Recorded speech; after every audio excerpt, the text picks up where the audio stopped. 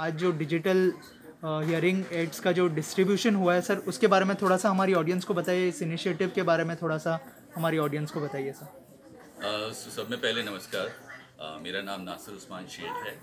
मैं एटॉस का head of HR हूँ और ये जो काम हम कर रहे हैं पिछले 2 साल से हो रहा है।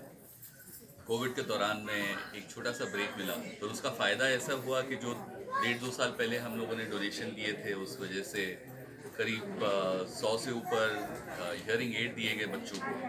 और कोविड के दौरान में वो जब घर में रहे तो कम से कम उसका फ़ायदा हुआ, उनकी पढ़ाई पूरी हुई। आज जो काम हो रहा है वो जैसे किसी एक रुके हुए फैसले पे कुछ सुनवाई हुई है जैसे। तो सब इकट्ठे हुए हैं आज। 35 बच्चे आए हैं जिनको हमने हियरिंग एड्स दिए हैं। मेरे ख्याल से और एक 100 बच्चों को देने का प्लान है। तो ये सारा काम हम एटॉस में CSR के तहत करते हैं और इसके अलावा भी बहुत सारे इनिशिएटिव हैं। इस मौके पर सिर्फ यही बोलना चाहूँगा, जोश फाउंडेशन का बहुत बहुत शुक्रिया, मेरी टीम का बहुत बहुत शुक्रिया। सो ये हमारे CSR की कमेटी के टीम मेंबर्स हैं और ये चेयरपर्सन हैं CSR कमेटी के मिस्टर मुरली। मैं उनसे भी कहूँगा कुछ बात करें। जी मैंने सर, क्या कहना चाहेंगे इस इनिशिएटिव के बारे में, और जब अमी मैम और देवांगी मैम ने इस इनिशिएटिव के बारे में आप लोगों को बताया तो क्या रिएक्शन था? पहले आप लोगों ने मतलब क्या सोचा था इस इनिशिएटिव के बारे में? मैं तो करीब 3 साल से एसोसिएटेड हूँ जोश फाउंडेशन के साथ। वो टाइम में यहाँ पे इवेंट होने के पहले मुझे भी ज्ञान नहीं था, इतना भी नहीं पता था कि जो बच्चे जिनको सुनाई नहीं देता है वो बोल भी नहीं पाते। तो यहाँ आके पता लगा, जो कि एक अच्छा ज्ञान समझ लो मुझे भी मिला। और इनका जो परफॉर्मेंस देखा मैंने, और बिल्कुल जैसे आम बच्चे पार्टिसिपेट करते हैं, डांस करते हैं, गाते हैं, वही लेवल पे ये लोग कर रहे थे। कोई उनमें कोई डिफरेंस नहीं था। तो ये देख के बहुत अच्छा लगा कि एटॉस ने जहाँ पे भी कंट्रीब्यूट किया वो एक सही जगह पे किया, हिंदुस्तान के फ्यूचर के लिए किया। ये बहुत बड़ी बात है। Ami ma'am and Devangi ma'am, आप दोनों से जानना चाहूँगा, आप लोगों ने जब एटॉस को अप्रोच किया इस पर्टिकुलर इनिशिएटिव के लिए, क्या कहना चाहेंगे? क्योंकि जोश फाउंडेशन और भी बहुत सारे इनिशिएटिव लेता है, लेकिन इस पर्टिकुलर इनिशिएटिव के लिए क्यों अप्रोच किया गया, और क्या क्या मतलब एसोसिएशन होने वाला है कौन से इनिशिएटिव के लिए? So as Murli sir said and Nasir said that ETOS has been working with Josh for almost 3 years now, and coming here event पे आके हमें वो फील महसूस होता है। So ETOS सिर्फ पैसे दे के काम ख़त्म करके CSR पे टिक करने में बिलीव नहीं करता है।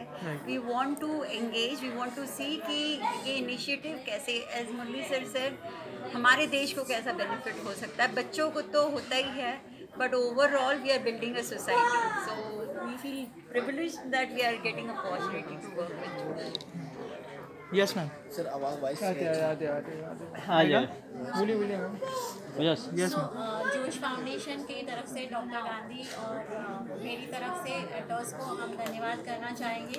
पहले करीब 150 बच्चों को उन्होंने हेल्प किए और काफ़ी सारे नासिर सर ने बताया कि उनको आज एजुकेशन मिला, मोबाइल फ़ोन और ऑनलाइन में ही पढ़ना था, तो उनका एजुकेशन मिस नहीं हुआ। और जोश फाउंडेशन की तरफ से हमने अक्टूबर से हियरिंग एड्स देना शुरू करे। उनमें 130 करीब 200 बच्चों को दिया, उसमें 135 बच्चों को हेल्प हमने एटॉस से मिली है। सो काफ़ी सारे बच्चे अभी एजुकेशन अच्छे से ले पा रहे हैं, उनका जो पीरियड जो मिस हो रहा था वो नहीं हो रहा है। और आज जो बच्चों ने परफॉर्म किया, अभी तो 3 महीने 6 महीने अच्छे हियरिंग एड, ये सारी हियरिंग एड्स हम उनकी ज़रूरियात के हिसाब से लगाते हैं, तो उनकी सुनाई जो है हमारे जैसे हो जाती है। और फिर उनको भाषा सीखने में पेरेंट्स और टीचर्स हेल्प करते हैं। तो अगर सुनाई अच्छी हो जाती है तो आधा काम वहाँ पे अच्छा हो जाता है, बिकॉज बच्चे खुद भी दूसरों से सीख सकते हैं। और ये जो इनिशिएटिव है कि जो बच्चे जन्म से अगर सुनाई कम देता है, हम जितना जल्दी उसको डिटेक्ट कर सके और जितना जल्दी उनको हेल्प कर सके, और अच्छा इंटरवेंशन दे सके तो आज वो नॉर्मल के जैसे हो सकते हैं। मैं डॉक्टर गांधी को भी बोलना चाहूँगी कि आगे इसके हमारे जो आगे फिर इनिशिएटिव्स है उसके बारे में भी आप सबको बताएंगे। सर आप बताइए, आप हमें बेटर आइडिया दे सकते हैं इस बारे में, अगर थोड़ा सा। जैसे कि अभी समझाया आपने, सबसे इम्पोर्टेंट बात है कम्युनिकेशन, क्योंकि कम्युनिकेशन अगर नहीं हो सकता है तो कोई भी जगह पे आगे नहीं बढ़ सकता है। और सबसे ज़्यादा हर्डल ये हियरिंग इम्पेयर्ड बच्चे को यही था कि they were not able to communicate, खाली साइन लैंग्वेज जो भी दूसरे को समझती नहीं है। जैसे कि अभी मैं बंगाली में बोलूँ या चाइनीज़ में बोलूँ तो आपको भी समझ में नहीं आएगी, वैसा उनका पोजीशन रहता था। अगर ये हमने जो इनिशिएटिव लिया उसकी वजह से बच्चे को हियरिंग तो नियरली नॉर्मल हो जाता है, क्योंकि सबके पास थोड़ा बहुत हियरिंग रहता है, तो उनकी जो स्पीच डेवलप होती है जिससे वो कम्युनिकेट कर सकते हैं, सुन सकते अच्छी तरह से, और सुन के ही जो डांस का स्टेप देखा होगा आज आपने, हर एक स्टेप में म्यूज़िक को भी अंडरस्टैंडिंग करके वो कर सकते हैं। तो हमारे 1-2 बच्चे ऐसे भी हैं जो म्यूज़िक में भी माहिर हो गए हैं। और आगे जाके ये देखना है, क्योंकि अभी एक चीज़ भी जो बाकी है वो उनका स्पीच डेवलपमेंट करने के लिए, क्योंकि हमारे पास इतने आदमी नहीं है कि हर एक को ऑडिटरी वर्बल थेरेपी जो बोलते हैं यूएसए में इट इज़ वेरी पॉपुलर। हम लोग ने वहाँ पे जाके वहाँ से भी बताया है, और यहाँ पे हिंदुस्तान में हम अभी चालू करने वाले हैं कि जिससे ये बच्चे after putting on the hearing aid, ये वर्बल थेरेपी से वेदर कॉक्लियर इम्प्लांट उनको डाले या हमने हियरिंग एड डाले, ये बच्चे की स्पीच इतनी अच्छी डेवलप हो जाएगी कि जैसे आपको लगेगा ही नहीं कि आपको वो बच्चे इतना हियरिंग लॉस है।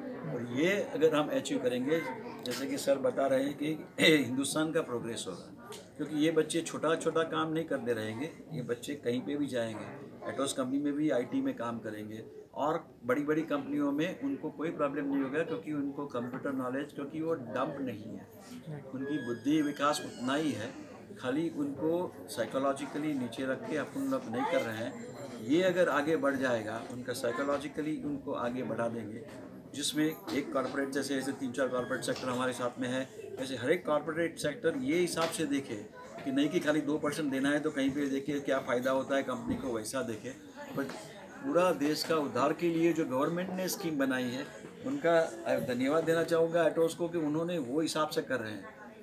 जैसे कि नसीर सर बोल रहे हैं कि सोशल सर्विस में इतना सालों से जुड़े हुए हैं, पर सर्विस ऐसी करनी चाहिए कि जिससे लोगों को इतना बेनिफिट होवे, खुद का बेनिफिट का कोई देखते नहीं है, और ये होना चाहिए। और हम आगे बढ़ के ये देखेंगे कि यही बच्चे आप 3-4 साल के बाद में देखो तो ये बच्चे कहाँ से कहाँ पहुँच जाएंगे और पूरा देश को आगे उन्नति में लेके आएंगे। ये हमारा डेफिनेट मिशन है और हम इसमें डेफिनेट सक्सेसफुल होंगे।